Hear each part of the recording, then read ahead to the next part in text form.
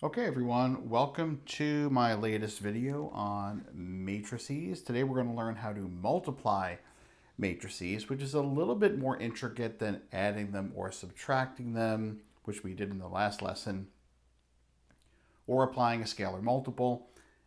It just takes a little bit of getting used to, and there are some rules involved, but I think you'll get it pretty easily once you can do a few.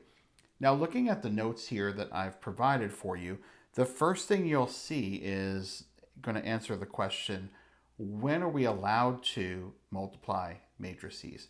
So as you know, when you want to add two matrices, they have to have the same dimensions. So I can only add, let's say, a 2 by 3 to a 2 by 3, or, the matrices have to be exactly the same. When you multiply matrices, it's a little bit different. So as you can see in the example I've provided, let's assume that matrix A has a certain m by n, 2 by 3, 4 by 5, 1 by 6 dimension. And of course, let's assume that matrix B has a different, or maybe not different, but its own dimensions, n by p, the rows by columns. The only way you can multiply matrices is when the number of columns from matrix A matches the number of rows from column B. In other words, those inside numbers have to match if you write down the dimensions next to each other. So for example, if I had a 2 by 3 and I want to multiply it by a 3 by 4, this would work because the inside numbers match.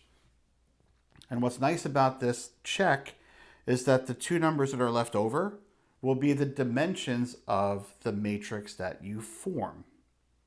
Okay, so that's kind of like the first hurdle for students to understand, is that we're not looking for equal sized matrices necessarily, we're just looking for the inside numbers to match. Okay, and then once you have that, the process of doing it is a little bit difficult at first, but again, with practice, you'll be fine with it. So please don't get too psyched out by the way this looks. I promise it's not as difficult as the notes make it appear. These are some subscripts here. You can see like A11 just means I have matrix A and it's the row 1 and column 1. It's just the upper left item. And then A12 is the item from matrix A in row 1 and column 2. In fact, I'm not even really going to focus on this too much. I'm just going to show you how to do it because this is meant to be provided for you. If you're going back and reading notes and wanted like a how-to by reading, you could certainly consult this. I'm just going to show you how to do this, and I think you'll find it to be fairly easy. So let's say we wanted to multiply matrix A times matrix B. The first question is, can I? Let's take a look. A is a 2 by 2. B is a 2 by 2. So do the inside numbers match? Yes, they do. They match. So I can multiply them. And then what would the results of my new matrix be? What would the dimensions be? Well, it would simply be the two outside numbers. It would be 2 by 2. So let's anticipate this and create a 2 by 2 matrix. So there will be 4 entries in that matrix. And when I teach this at first, I like to say, how will the student think about this when they process it? And here I think is a good way of showing you. I'd like you to focus on the resulting matrix, this number right here. In your answer, in your matrix called AB, A times B, this entry is both in the top row and it's in the left-hand column. All right? So as you think about that, the matrix that's on the left will provide the row, and the matrix that's on the right will provide the column. So it's basically the overlap or the intersection of those two sets of numbers that will give us what we're looking for. And what we're going to do is very simply take 1 times 2, the first entry from the row times the first entry from the column, 1 times 2. And we're going to add it to the second number times the second number. So 2 times 1. And whatever I get there will be my answer. In fact, isn't that 1 times 2 is 2, 2 times 1 is 2. That will be 4. Now when I do my second entry, my top right entry, that is the top row and the right-hand column.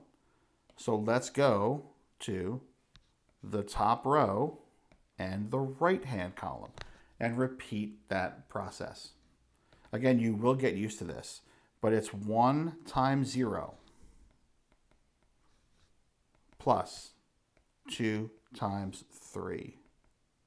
So that's 0 plus 6, which is 6. I don't need to see the work written out. You can do it if it helps you to find the answer, but I don't need to see it. And maybe I'll use a highlighter here if it helps. Now we're doing the bottom left entry.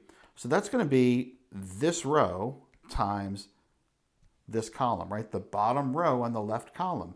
That's where this number is. It's in the bottom row and the left column. So let's do 3 times 2. That's 6. 4 times 1. That's 4. 6 plus 4 is 10. And then finally, the bottom right is the bottom right entry is essentially the bottom row times the right-hand column. So it will be 3 times 0 plus 4 times 3. 0 plus 12 is 12. So our final answer is 4, 6, 10, 12. That's A times B. I know it sounds difficult. It's just the process where you've got to learn the rhythm of it and get into it and figure it out. And I will show you a way later to check your answers with technology, but the technology is not allowed on any quiz or stuff like that. So it's going to be, you might as well learn how to do it, okay? So in example 2, okay, the question is, can these be multiplied? So what do we have here? We have a 2 by 3, 2 rows by 3 columns in A, and B is a 3 by 2, 3 rows by 2 columns. The middle numbers match. They can be multiplied. And the resulting matrix is a 2 by 2. All right, so now we have a 2 by 2. So we're going to have a top left and a top right and a bottom left and a bottom right. So essentially, the number I'm going to focus on first is the top. It's the top row and the left column. Now remember, we get the rows from the first matrix and the columns from the second matrix. So we have to keep track of some multiplications and additions.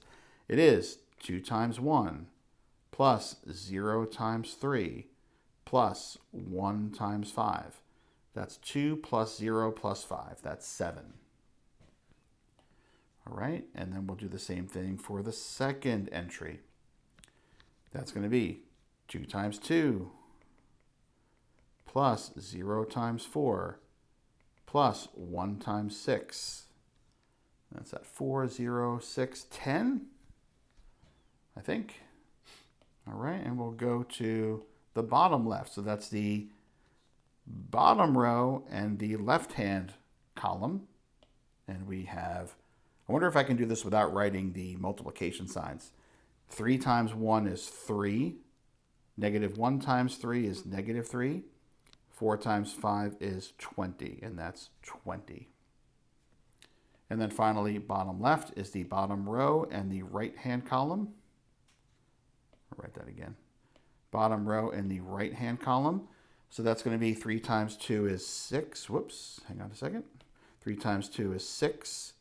Negative 1 times 4 is negative 4. And 4 times 6 is 24, and I think that's 26.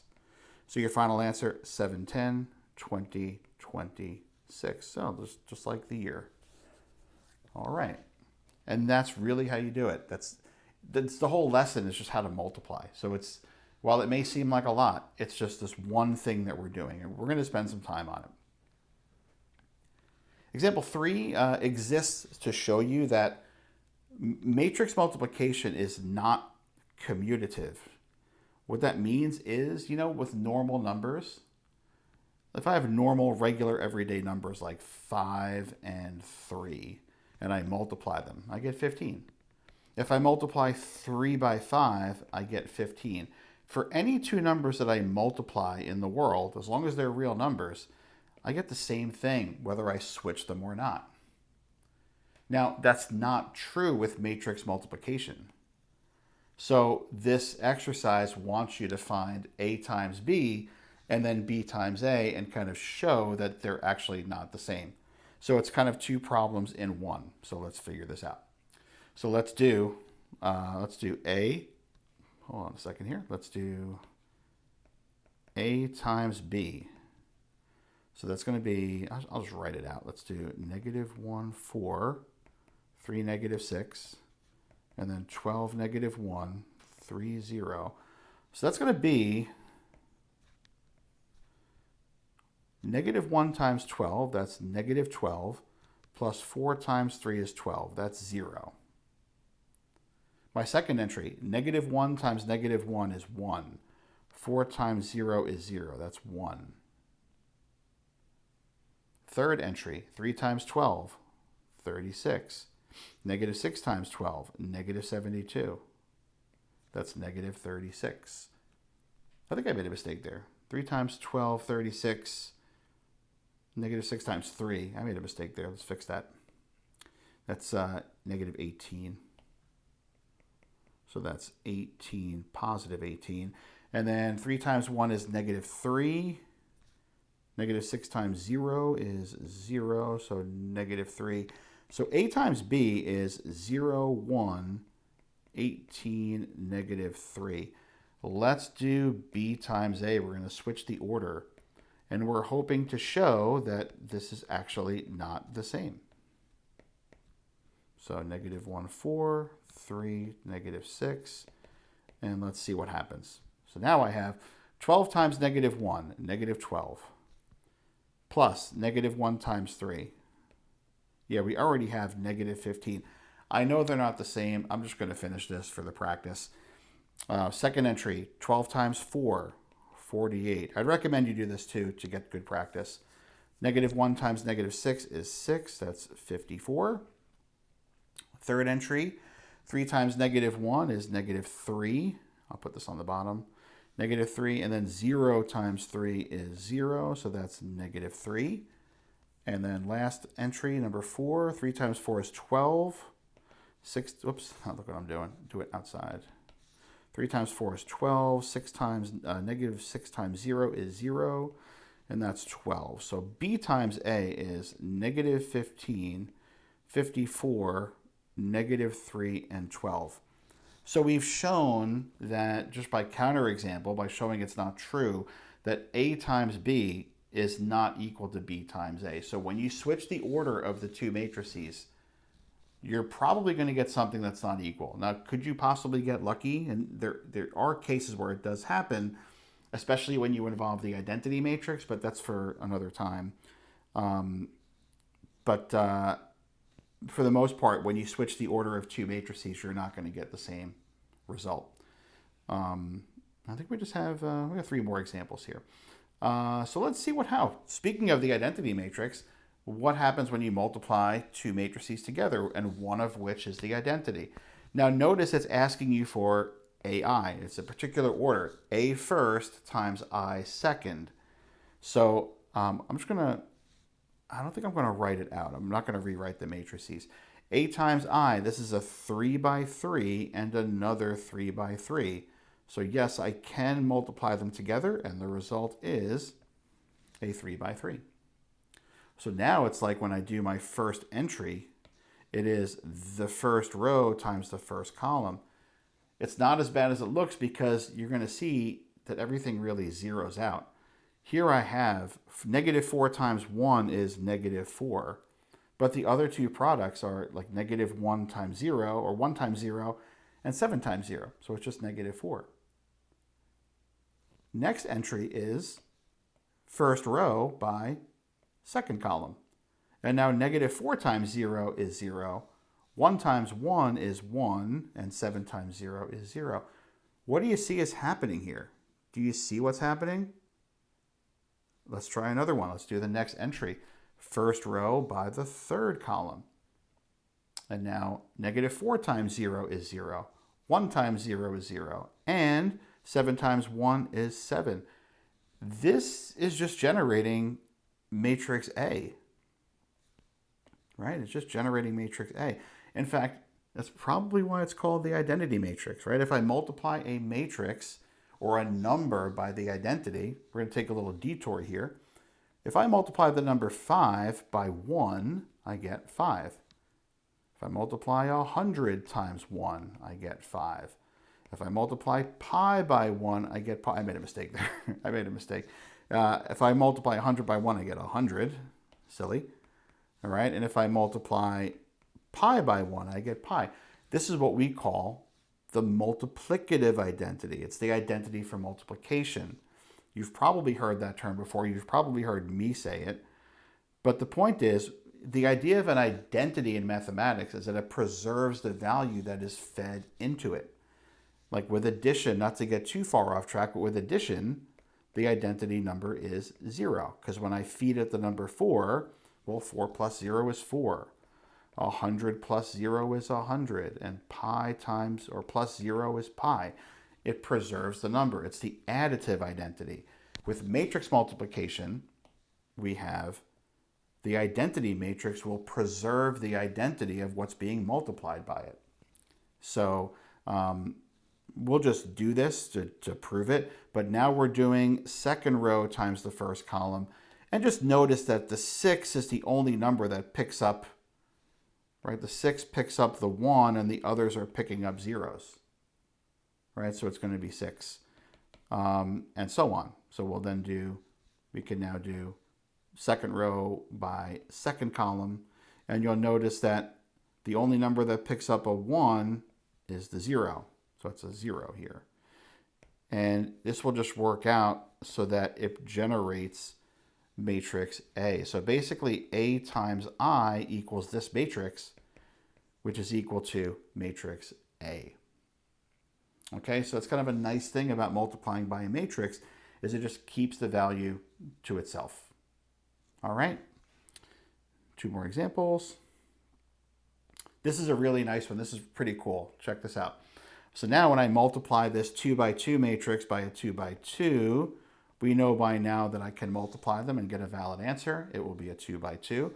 But check this out. So now when I do AB, I will have 13 times -3, that's -39, plus 5 times 8, which is 40. Oh, that's a 1. When I do the second entry, it's 13 times 5, which is 65, plus 5 times 13, which is, oh, this is supposed to be a negative here. Let's make that a negative and get a 0. And then we have, yeah, that's correct. And then we have 8 times 3, -24, plus 3 times 8, which is 24, that's a 0. And then 8 times 5, which is 40, plus 3 times -13 is -39, and that's 1. So what happened when I multiplied A times B? Well, A times B gave me the identity matrix. So A times B is the identity matrix, which is really cool. And as we'll learn in a future lesson, we'll then say, thus A and B are inverses. They're just called inverses of each other. We'll learn why that's important later, but just wanted to show you that because that does come up from time to time. And I'm sorry about the typo. That's definitely -13 there. All right, so yeah, let's continue with number 6. By the time you get this handout, it'll be corrected, so it'll be correct on your paper.